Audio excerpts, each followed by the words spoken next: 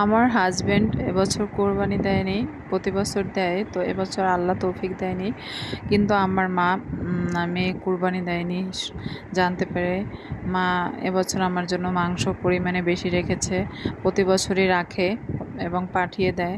তো এবছর মা নিজেই নিয়ে আসছে এবং মাংস এখানে শুধু মাংসটাই ছিল, পুরো 2.5 কেজি মাংস এবং সাথে গরুর হাড্ডি এবং পায়া আলাদা করে নিয়ে আসছিল এবং সাথে ভুঁড়ি পুরোটা নিয়ে আসছে। মানে যা মেয়ের জন্য, মেয়ে যা যা খেতে ভালোবাসে সব কিছুই নিয়ে আসছে পোটলা পোটলা করে। তো আমার মা আজকে বেঁচে আছে, তাই এত কিছু মায়ের জন্য দেখতে পারছি এবং নিয়ে আসছে। মায়ের সাথে একসাথে দীর্ঘদিন এটা সেটা বানিয়ে খেয়েছি। তো তারপরে মা যখন না থাকবে তখন তো ভাইয়ের বউরা আর এভাবে দেখবে না বা একটা কিছু দেওয়া, তখন কয়জনই বা দেয় এরকম ভাইয়ের বউরা।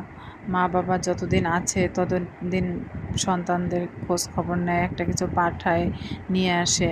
মা বাবার জন্য অনেক অনেক ভালোবাসা ও দোয়া সবার